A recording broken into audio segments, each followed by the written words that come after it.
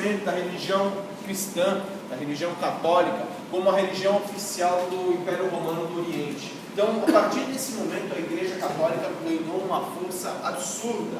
Ganhando uma força absurda, é inevitável que houvesse uma concentração de todo o conhecimento pelas mãos da Igreja Católica. Então, nós devemos perceber esse contexto que está inserido esse período da escolástica. Nós estudamos escolástica muito brevemente no semestre passado e agora a gente está identificando alguns autores que são os principais autores desse período de baixa da filosofia, que é o período da escolástica. E por que de baixa da filosofia? Bom, se a gente tem todo o texto filosófico, todo o conhecimento filosófico passando pelas mãos da Igreja Católica, é natural pensar que haja uma censura, que haja uma adaptação dos textos filosóficos até então. Então a Igreja Católica só divulgava aquilo que interessava, aquilo que era compatível com ela. Então só replicava o movimento escolástico. Era um movimento basicamente de copistas, monges copistas, replicando alguns textos básicos, alguns textos clássicos.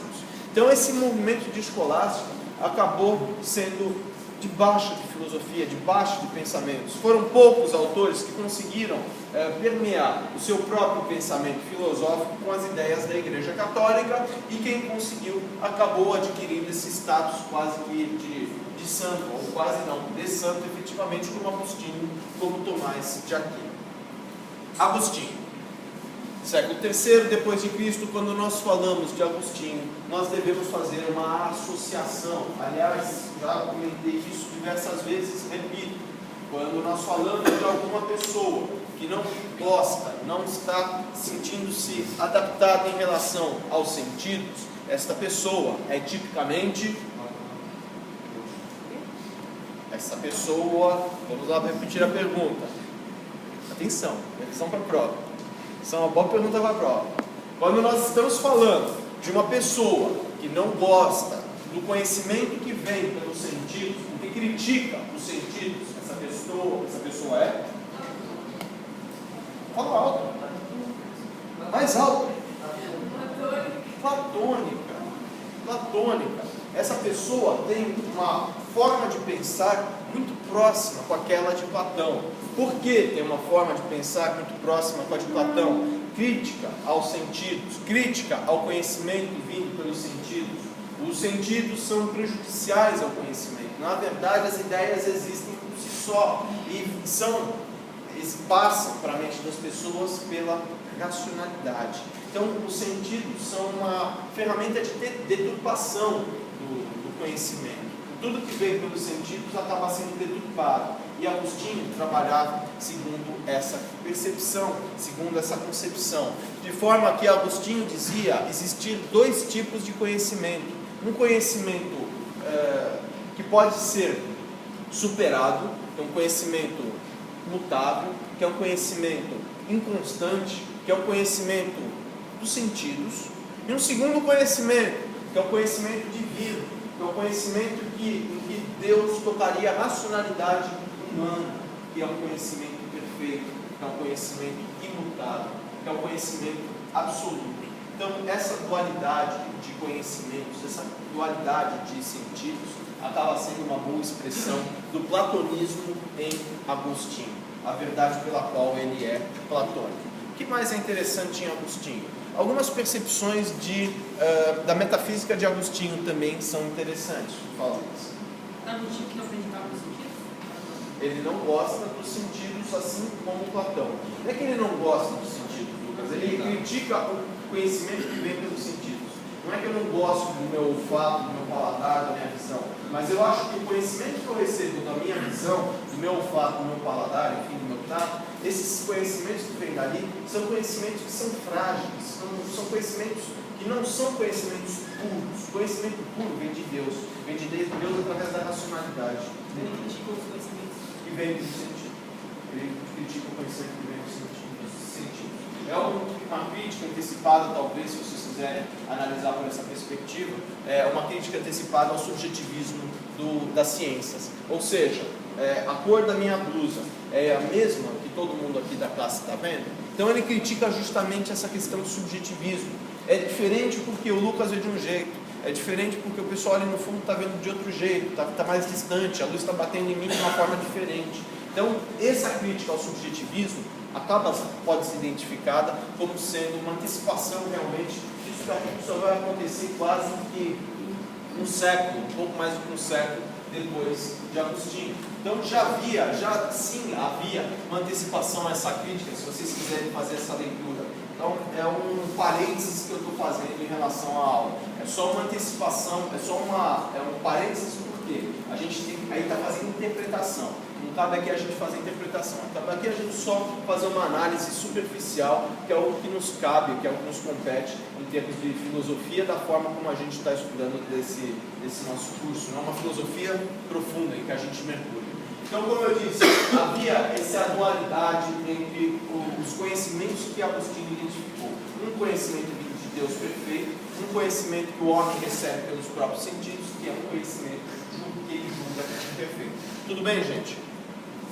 Eu vou um pouco mais acelerado por causa do volume de matéria, viu, gente? Mas na medida em que vocês tenham dúvida, vocês... Conhecimento perfeito. Pergunta. Conhecimento perfeito. Fale.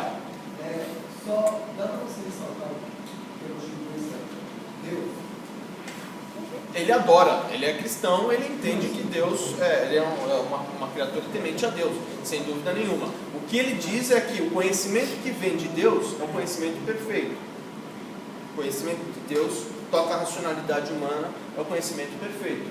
Agora, o conhecimento que o homem adquire pelo próprio sentido é um conhecimento que é mutável, pode ser mudado. Você percebe? Percebe a analogia com Platão? Quando a gente fala de Platão, lembre do mito da caverna, mundo das ideias, mundo sensível, mundo dos sentidos, mundo das ideias, onde estão as ideias na sua perfeição, na sua forma pura, na sua forma ideal. E o mundo dos sentidos, onde estão as ideias projetadas, são sombras, são apenas rescaldo daquela ideia perfeita que está projetada lá no mundo das ideias, Demiurgo. Então, a gente vê que o Demiurgo faz esse papel de tirar a ideia do mundo das ideias e jogar para o mundo sensível. É a mesma coisa, basicamente, que Agostinho está dizendo, só que ele tira esse cara, Demiurgo, e coloca como Deus. Deus é a pessoa que ilumina a cabeça das outras pessoas. Deus é a entidade, não a pessoa, desculpa. Terrivelmente mal expressado. Deus é a entidade que ilumina a cabeça das pessoas por meio da racionalidade. Esse conhecimento racional é o conhecimento adequado. Da mesma forma como o mundo das ideias. E o conhecimento que a gente recebe pelos sentidos, por nós mesmos, é um conhecimento mutável. É o conhecimento do mundo dos sentidos. Tudo bem? Ou está complicado demais? Não. O que era a percepção da metafísica? Percepção da metafísica? Ele começou a falar isso. Metafísica de Agostinho. Eu ia falar. Perdi. Eu acho que eu ia entrar agora na questão do bem e do mal. Eu acredito que seja nesse sentido. Então, dando continuidade a Agostinho, se vocês não tiverem mais alguma dúvida no que diz respeito ao conhecimento. Tudo bem? Tudo bem, pessoal? Quando vocês têm em Agostinho ainda a idealização inicial dele, ele diz que o bem e o mal existem. Há efetivamente duas imagens. Há um polo mal, um polo bom. Só que depois, com o tempo, Agostinho revê esse pensamento. Qual o nome desse pensamento que trabalha com polarização de ideias? Quem se lembra? Não. Que trabalha com polarização de ideias.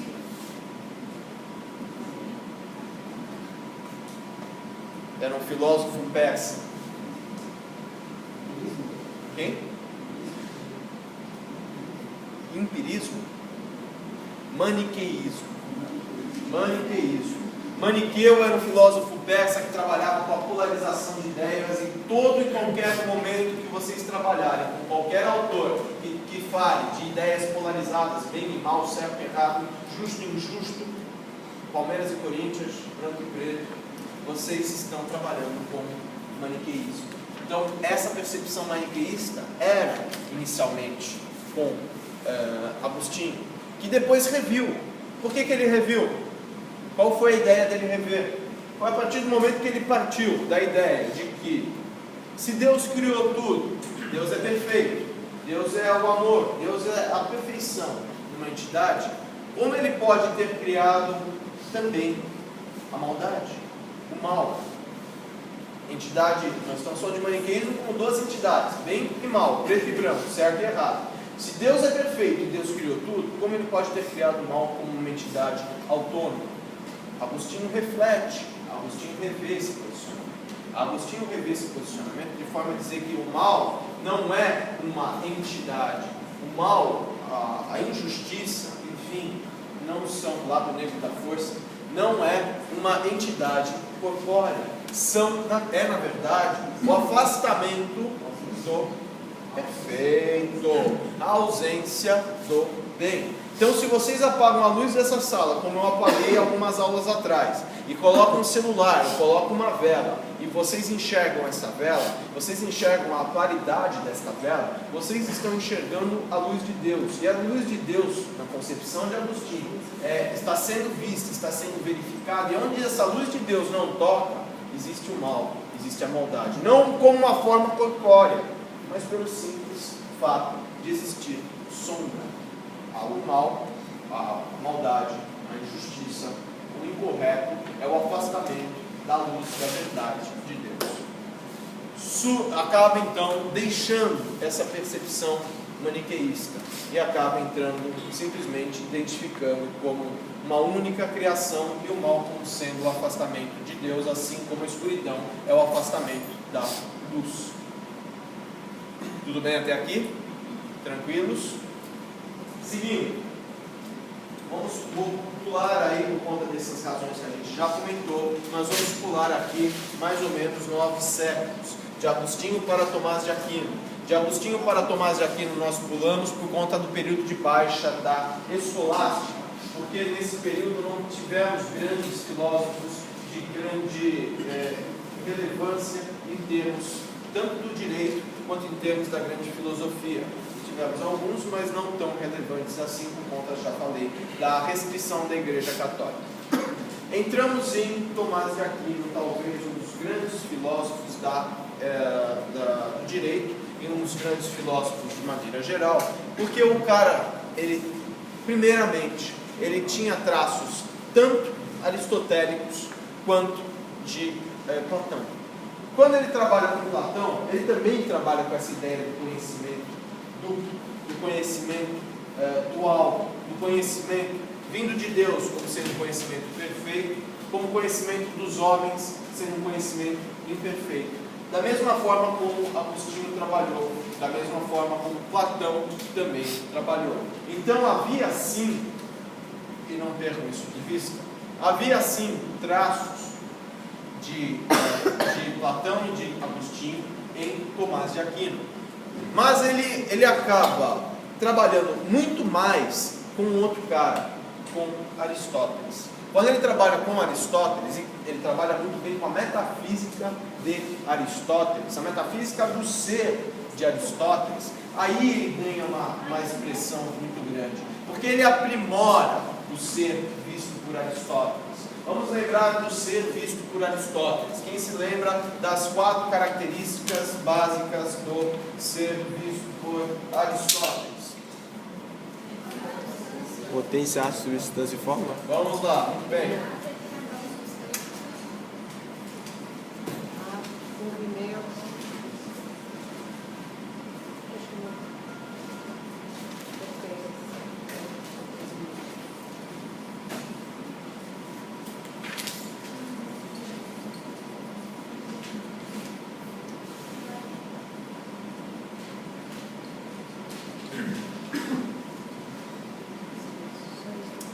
Esses 4 itens que vocês já têm desenhado no caderninho de vocês, que a gente está revendo aqui na lousa, o ser se manifesta em potência, ato, forma, substância ou ousia. Esses 4 itens que se manifestam dessa maneira, o Tomás de Aquino, ele aprimora e insere 2 novos elementos. Primeiro vamos lembrar da potência, ato, forma e substância. Vamos começar pelo mais fácil. forma e substância. Esta caneta tem uma forma cilíndrica, esta caneta tem 10, 12, 15 centímetros de comprimento, esta caneta tem 1,5 centímetro de diâmetro, esta caneta tem esta forma, e esta caneta tem que substância? Composta por qual substância? Plástico, PVC, polietileno, poliuretano, não sei que tipo de plástico compõe esta caneta, mas é composta por material tipo plástico. Então a gente consegue identificar a substância que compõe esta caneta, fazendo de novo a analogia da forma e substância e escultura que vocês vão esculpir na mente de vocês. A escultura é composta de mármore, a substância é mármore. E a forma, qual que é? É a forma que vocês vão dar àquela determinada escultura. Então, essas duas são as características essenciais físicas do determinado ser. E esse ser vai também se manifestar em duas outras características. Este ser vai se manifestar em ato, e potência. O que significa ato e potência? Ele está em ato de ser o quê? Uma caneta. Então ele está em ato de ser caneta. Acabei de jogar uma caneta ali, vou jogar outra. Esta caneta aqui já não é mais uma caneta, ela não escreve, ela é lixo. De novo, tem que dois. Caneta é lixo, fora. Ela é lixo, não interessa mais. Ela deixou de ser caneta, ela deixou de estar em ato de ser caneta e passou a ser o quê? Lixo. Ela estava em potência de ser lixo, agora ela está em ato de ser lixo.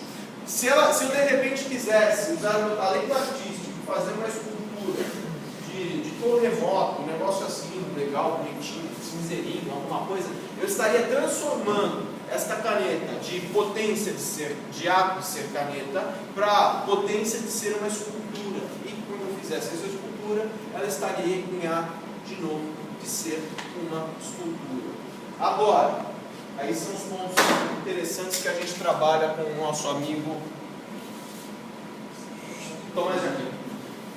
O cara pensou o seguinte: quando a gente vê essa questão de potência, ato, quando a gente fala da potência desse objeto, a gente tem que perceber que a potência do objeto seriam, desculpe a redundância, seriam as potencialidades. O que esse objeto pode vir a ser? Então, quando eu me pergunto por um exercício de abstração, não se esqueçam da diferença entre abstração e imaginação. Não se esqueçam da diferença entre abstração e imaginação.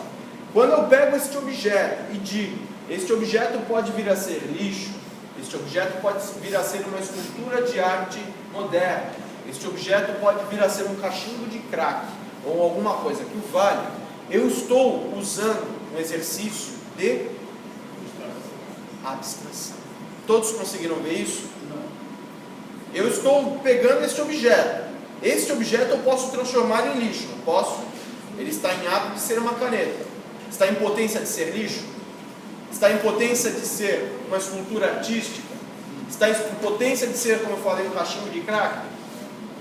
Eu não vou falar também uma outra coisa que pode estar em potência de utilizar, que é um objeto cilíndrico. A gente pode também, tem gente que vai achar que está em potência também de usar para outras finalidades não tão convencionais. Não vou entrar no mérito, apesar de ser uma sexta-feira e sei lá que horas que são. Mas enfim, também está em potência de ser usado nas... Oi? Entendi. Então, está quase no horário das crianças dormirem, mas como eu estou sendo gravado, eu preciso tomar cuidado porque eles vão jogar no YouTube e depois aí vai ficar complicado. Então, esse objeto também pode estar em potência disso, também está em potência enfim, ser aplicados em áreas que não deveria ser aplicado. Está em potência disso também. Ele está em ato de ser caneta, mas ele está em potência de ser uma porrada de coisa. Agora eu pergunto para vocês, uma pergunta bem idiota: esse objeto está em potência de ser um gato de verdade? Esse objeto está em potência de se transformar numa torta de maçã? Não tem possibilidade. Está na... Agora, um novo termo que a gente vai falar.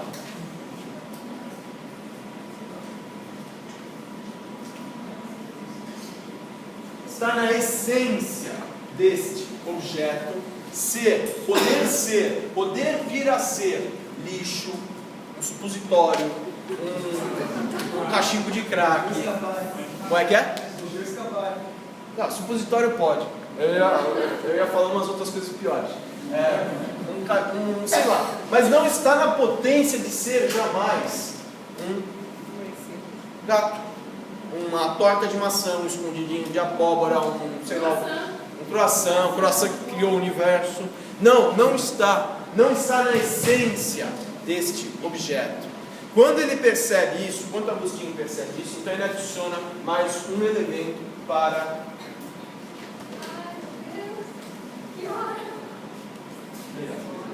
tchau. Alguém quer algum TCC? Vai rápido, você volta. Vamos lá, gente. Se eu pausar, para. Já rendeu. Talvez só um que faltou. Sou o vídeo.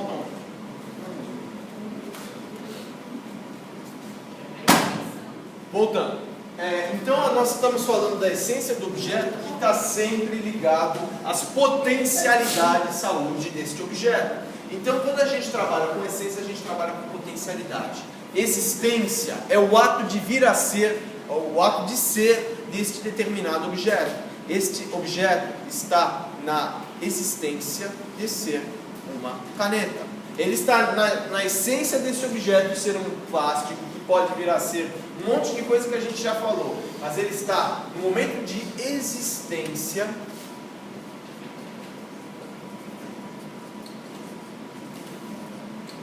de vir a ser, de ser de fato uma caneta. Então, essa relação potência-ato é manifestada muito bem na metafísica de Tomás de Aquino, com esses dois novos elementos, essência e existência. Lembrando, para finalizar esse nosso assunto, movimento é a transição entre potência e ato, e motor é aquilo que gera este movimento. Então, um movimento, qual que é de potência para ato? Eu sou um potencial, um lixo em potencial, e transformei essa caneta de fato num lixo, quer dizer, estava em ato de ser caneta, passou a estar em ato de ser lixo, passou de potência para ato, passou de potência para ato por meio do movimento. Qual foi o motor desse movimento? Nesse caso fui eu mesmo fui o motor desse movimento, que peguei a caneta e joguei no lixo. Vamos lá, dúvidas? Confunde? Mas vocês pegaram tão bem o jeito no primeiro semestre. Aprendi agora. Aprendeu agora? Vamos lá, gente. Dúvidas? É o que eu acertei. Complicou? Pegou. Essência, se você pegou até essência, até potenciado, forma, substância, essência e existência tem que vir mais fácil. Por quê? É uma característica decorrente. Então vamos pensar assim, novamente, potenciado. Ato está associado à existência. Associa ato à existência. Associa ato à existência. Associa potência à essência. Associa potência à essência. Ato à existência, potência à essência.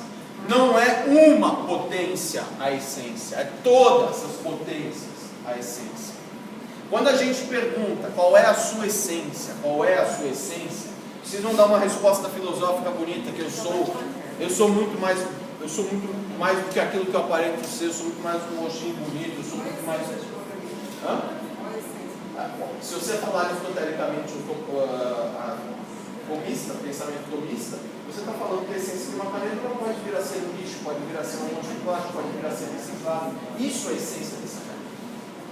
Segundo o pensamento aristotélico tomista, isso é a essência da caneta. Da mesma forma como eu pergunto para você, mano, qual é a sua essência? Você pode vir a ser uma bacharel em direito, você pode largar direito e fazer medicina no último ano, você pode largar direito e, sei lá, virar...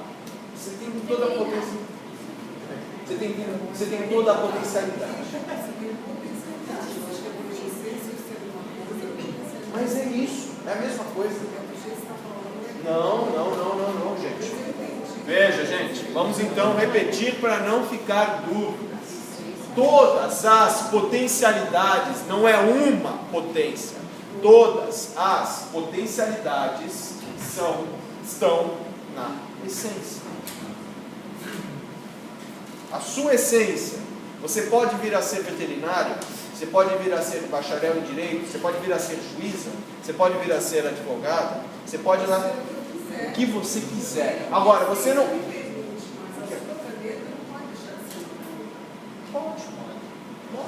se eu transformar essa caneta, acabei de jogar, não virou lixo? É um lixo. É lixo. É lixo. Oi? Fala. Eu entendo o seguinte. Fala. Eu entendo. Espera aí, gente, espera aí. Estou ouvindo, querido. Fala. Eu vou dar um exemplo próprio. Fala. A minha essência, Sim. uma delas, mas a minha essência, por exemplo, é a alegria. Sim. Minha essência. Também. E como minha alegria se manifesta, Sim. né, que é a resistência. Eu existo alegre, as pessoas me enxergam assim alegre. Pode ser, pode ser. Talvez se você. O problema é que quando a gente coloca isso no ser humano, a gente vê muito mais dificultoso do que trabalhar com um objeto inanimado. A Wanda tem dificuldade de ver essa caneta sem ser uma caneta. Se eu trituro essa caneta, transformo essa caneta em um monte de plástico, transformo esse plástico para reciclagem, acabou, não tem mais nem forma nem substância. O substrato dessa ideia de caneta, a forma, a caneta deixou de existir, você concorda comigo? Ela deixou completamente de ser uma caneta e passou a ser um monte de lixo. Mas perceba que houve uma sucessão daquela matéria queimada. Então ela deixou de assumir a forma e a substância de ser uma caneta e se virou e transformou num punhado de lixo.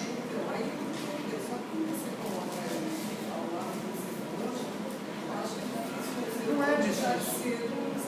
Mas bom, aí você chegou num ponto que eu queria. Veja, entenda. Você chegou num ponto que eu queria. Wanda, está na sua essência ser uma caneta? Você pode dizer com certeza que não está na sua essência vir a ser uma caneta. Pronto. Você resolveu o problema. É simples. É simples. Se está dentro da sua potencialidade, Wanda, se eu posso dizer que você pode vir a ser uma médica ou uma juíza, eu posso dizer que está na sua essência. Se eu posso dizer que está na sua essência vir a ser uma caneta, não está. Não está. Você nunca na sua vida, por mais que você se esforce, por mais que você vista uma fantasia ridícula de caneta, você vai vir a ser uma caneta. Você vai vir a ser uma Wanda fantasiada de caneta, mas não uma caneta. Você percebe? Não está na sua essência.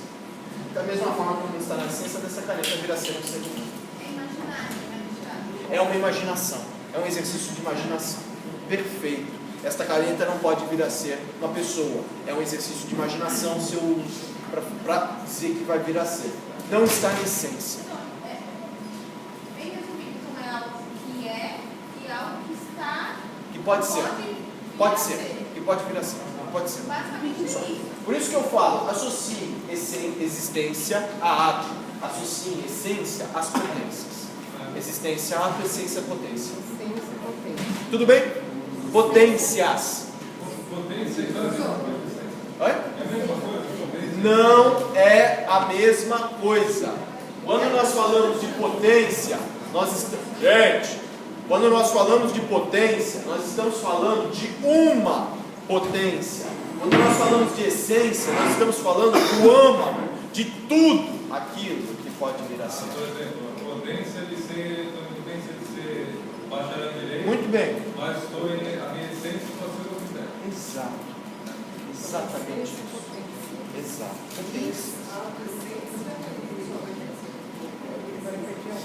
Ato, potência, essência, existência. Agora, existência para ato, essência para potência. Oi?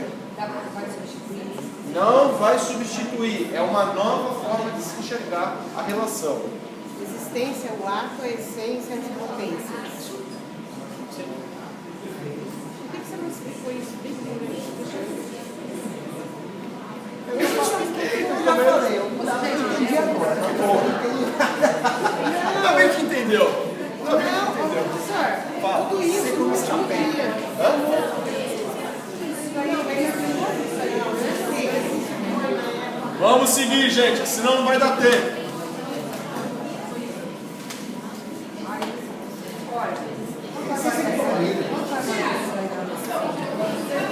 Vamos lá, gente. Vamos lá. Fala. Potências. Potências, plural. Tomás, eu não vou pedir. Molecada, agora vamos lá, foquem em mim. Eu não vou pedir no Tomás as 5 vias por motivos óbvios. É uma discussão filosófica e eu não acho que compete a gente, dentro do direito, fazer uma discussão tão profunda no que diz respeito às 5 vias para se chegar à existência de Deus. Então, é uma discussão alheia. Eu vou pedir direitos autorais. Corta para 2, corta para ele, corta para mim. Quem não, tá tendo? Pitei imagens. Vamos lá. Já falamos de 2, faltam 6. Giro copernicano. Eu acho tão mais difícil entender giro copernicano do que essência descrita de Tomás Carlos. Aqui no. Cara, vamos lá. Giro copernicano. Antes de. Nós estamos agora por volta do século 13, 14 depois de Cristo. Nós estamos falando agora uma mudança, uma transição no pensamento humano. Uma transição muito importante em termos científicos. Porque até antes de acontecer essa mudança na forma de pensar, se trabalhava com duas sistemáticas. Um método, que era um método dedutivo, e uma sistemática própria, que é uma sistemática subjetivista. Ou seja, a ciência, a verdade, se descobria ou se interessava a descobrir por meio da pura observação de um sujeito que participa ativamente na descoberta. O que ele está falando? Eu não estou entendendo nada. Exatamente. Eu consigo ler alguns pensamentos. Enfim. Vamos pensar assim. Volta para um exemplo simples. Qual é a cor da minha camisa? É preta, verde, violeta, amarela com bolinhas cor de lilás, não importa. Vocês têm uma percepção particular. Sobre a minha camisa. É isso que eu quero trabalhar. O subjetivismo trabalha com isso. Na verdade, dentro de uma visão subjetivista, a verdade não se descobre como querendo de fato saber a visão, a cor da minha camisa. Quero saber qual é a visão sua sobre a minha camisa. Vamos tratar isso agora de uma forma um pouco melhor, um pouco mais aprofundada. Qual é a sua visão sobre a justiça? Qual é a sua visão sobre o direito? Qual é a sua visão sobre o amor? Quando vocês começam a trabalhar e perceber como as pessoas que interagem com o objeto, é claro que interagem com o objeto, querida. Veja, se eu te pergunto qual é a sua visão sobre a paz, você vai dar uma visão pessoal sua. Não tem como desgarrar a sua visão daquilo que você entende como paz. É uma visão subjetivista. É uma visão que você está aderindo junto com o conceito. Então, não temos como separar a nossa própria ideia, a nossa própria visão, nossos próprios valores com cada uma dessas coisas que a gente está analisando. Pense no seguinte, eu repito, e é uma iconografia que ajuda a gente a ver. Imaginem o cientista olhando no microscópio. Esse bendito cientista, subjetivista do jeito que ele vai, de olhar o microscópio, ele está interferindo no resultado da experiência. Porque cada cientista que olhar aquele microscópio vai entender, vai olhar aquele experimento de uma forma distinta. Isso começa a se mudar e começa a ser mudado a partir desse momento da história da humanidade, com o giro copernicano. A partir desse momento do giro copernicano é que começa a se deixar de lado a sua visão, ele já desligou a câmera, a visão de cada um de vocês sobre um determinado objeto que está sendo estudado pela ciência, e passa-se a ter uma visão muito mais pragmática. A sua visão tem que ser a mesma visão que a dele. O cara que observa, ele só vai observar, ele não vai interferir. Muda-se a sistemática. A sistemática deixa de ser subjetiva e passa a ser perfeito. A sistemática passa a ser objetiva. Nós temos uma relação entre sujeito e objeto. Pensem assim.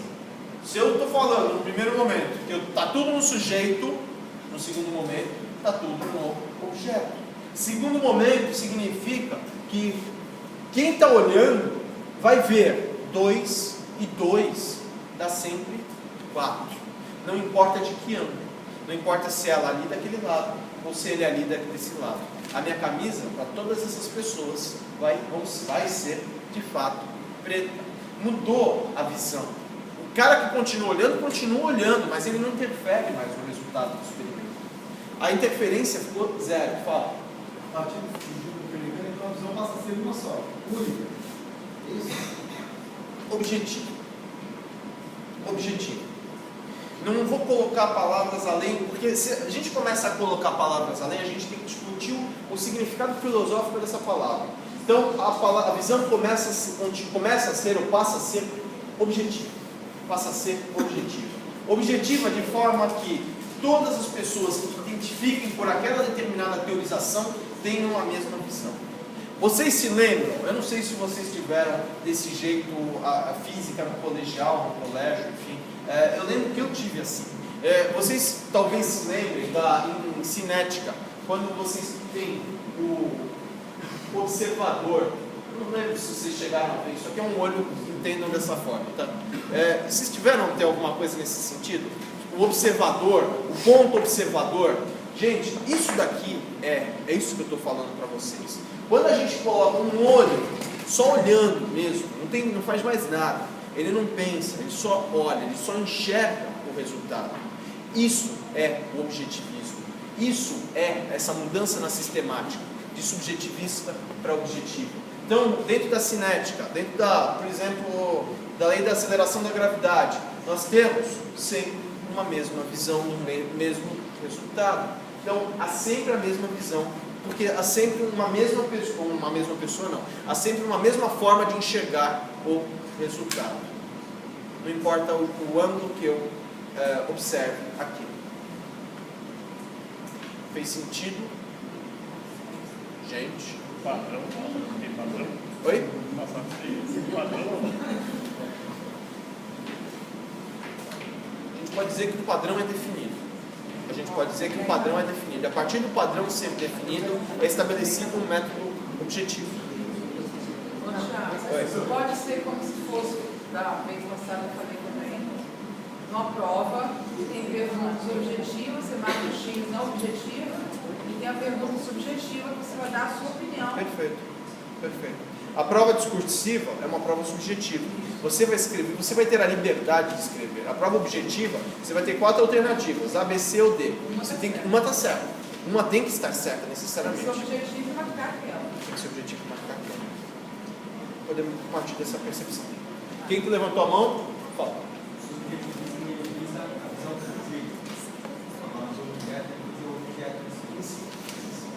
É isso. Simples assim.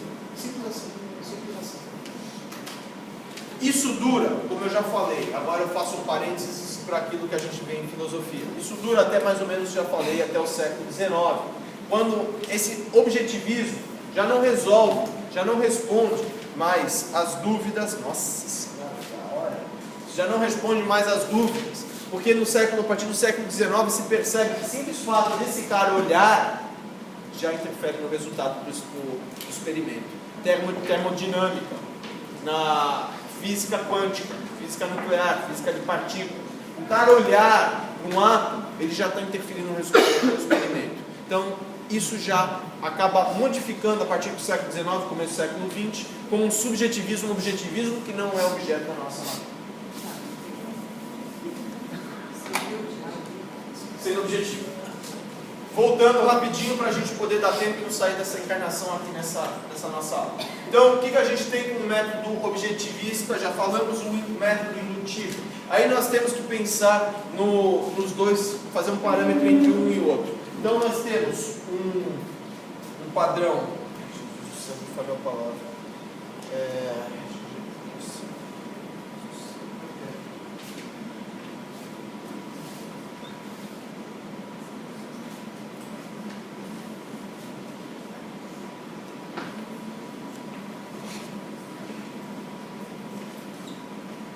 força centrífuga e força centrípeda. Força centrífuga, fuga do centro. Fuga do centro. Método dedutivo. Força centrípeda empurra para o centro. Método indutivo. Não entendi nada, você está complicando mais as coisas. Não estou não. É mais fácil da gente entender. Gente, quando a gente trabalha com método indutivo, a gente está trabalhando com um caso em particular. A caneta que cai no chão. É um caso em particular. Até eu chegar na lei mais abrangente, na lei que vale para todos os casos. Eu estou partindo de um caso específico, a caneta que cai. Podia ser o apagador que cai. Pronto. São 2 casos, são 3 casos. Eu estou partindo da periferia e para chegar ao centro. Este é o método indutivo. É diferente daquilo que tinha antes, que era o método dedutivo. Porque eu parto de uma problemática central e vou ver se dá para aplicar em cada um dos casos. É centrífuga o dedutivo. É centrípeda o indutivo. Por que eu estou comentando isso tudo? Só para vocês perceberem o seguinte: vocês perceberem que o método indutivo ele revela o padrão daquele momento que estava sendo vivido. O método indutivo ele trabalha com a necessidade de ver problema por problema. O cara não vai ficar filosofando sobre a morte da bezerra para poder identificar, dá para aplicar na caneta, dá para aplicar não sei aonde. Não, o cara vai verificar e vai ver, vai ter a maçã que vai atingir na cabeça do fulano, que é melhor exemplo de método indutivo do que a maçã atingindo na cabeça de Isaac Newton, figurativamente falando, como dizem que na verdade você sabe que não aconteceu na história, mas é uma boa figuração para vocês perceberem. É um problema, é uma coisa que está na periferia. A maçã caiu na cabeça do cara, ele começou a trabalhar até chegar na lei da gravidade. Ele foi da periferia para chegar até o centro. Ele usou o método indutivo, ele usou o método centrípedo. Então isso é o método indutivo. Eu estar mais preocupado com cada um dos problemas do que querer generalizar, criar uma lei genérica e ver onde é que dá para essa lei genérica ser aplicada. Tiago. Fala. Centrífuga. Fuga do centro. Indutivo. Dedutivo. Centrípeda para o centro, indutivo. Tá? Tiago, então indutivo de todos, assim, de todos para um, e dedutivo de um para todos. Vamos lá, de novo. Fala, repete. Indutivo, então, seria de todos Para um. e o indutivo De um para todos. Perfeito. Perfeita construção. Tudo bem? O indutivo é de um para todos. Indutivo de todos para um. De todos. De todos. Sim, só que a indução de cada caso. Para chegar a um caso comum a todos eles. Gente, vai. Complicou demais, não vamos mudar. Tira esse exemplo. Para você deu, ótimo. Está certo o seu raciocínio. Para vocês não deu, vamos voltar aqui para a situação. O que ela deu de exemplo, deu de figuração é o seguinte: o método indutivo é um caso, só que não é um caso isolado, é um outro caso, cada um dos casos, tudo girando em torno de um caso central. Então, isso é a melhor concentração, a melhor visualização do método indutivo. Aqui é o contrário. Aqui eu parto de um sistema, vamos pegar o sistema solar. Então, aqui a gente vai partir de Plutão, Netuno, Saturno, Júpiter, para chegar no Sol. Aqui a gente está partindo do Sol para chegar a cada um dos planetinhos. Tudo bem? Tudo figurativamente falando, tá, gente? Vamos lá. Continuando. Empirismo de Bacon, que só é necessário que vocês perceberem no empirismo de Bacon e no racionalismo de Descartes. A preocupação com problemas específicos. Tanto Bacon quanto Descartes, quanto todos os movimentos do movimento empirista, estavam preocupados de fato com cada uma das problemáticas particulares. Olha o método indutivo aqui gritando. Eles não querem saber da morte da bezerra, eu falei, não querem saber de quem sou eu, onde estou, para onde vou. Eles querem saber aplicar de fato a ciência. A ciência serve para modificar a vida humana, é isso que Bacon dizia. Basicamente é isso que me interessa mais que vocês se lembrem. Essa percepção própria de Francis Bacon sobre a necessidade das ciências. Tem metafísica? Não. É aplicar a ciência na série? Não, é aplicar a ciência para modificar a vida das pessoas. Aplicar a ciência para modificar a vida concreta das pessoas. Tem metafísica nisso? Não precisa ficar pensando muito. É aplicar, pronto. Ali é a gambiarra que eu estou fazendo funcionar, é a máquina a vapor que eu estou criando, é não sei o quê. Então a ciência tem uma aplicação prática. Olha o método indutivo aqui novamente. Vamos lá. Racionalismo de Descartes. Vamos ver se a gente consegue acabar isso aqui hoje. Racionalismo de Descartes. Mesma preocupação, mesma situação. Nós estamos querendo aplicar novamente a ciência de forma pragmática, de forma cartesiana, Hã? Beleza. 6 horas? Tá bom. Beleza. Muito bom. Fico feliz. Legal mesmo. Fico muito feliz. Legal. Voltando. Então, a mesma percepção que nós estávamos trabalhando com o Bacon, nós estamos trabalhando agora com Descartes. O racionalismo, ele também trabalha com a mesma situação de aplicar a ciência na realidade concreta, na vida das pessoas. É a percepção do René Descartes sobre isso. É uma percepção ligeiramente diferente do empirismo, porque ela dá uma aprofundadinha um pouco mais na metafísica, mas é muito mais superficial do que a gente possa imaginar, do que a gente possa idealizar. Tanto que o René Descartes ele parte de uma ideia socrática: só sei que nada sei. Só sei que nada sei, vou tentar. Se eu só sei que nada sei, eu só tenho pelo menos uma certeza na minha vida: porque eu não sei nada. Justamente que eu não sei nada. Se eu não sei nada, essa certeza que eu tenho na minha vida é que eu não sei nada, então eu tenho uma certeza. Se eu tenho uma certeza, é porque eu penso. Se eu penso, eu existo. Oi? Se eu penso,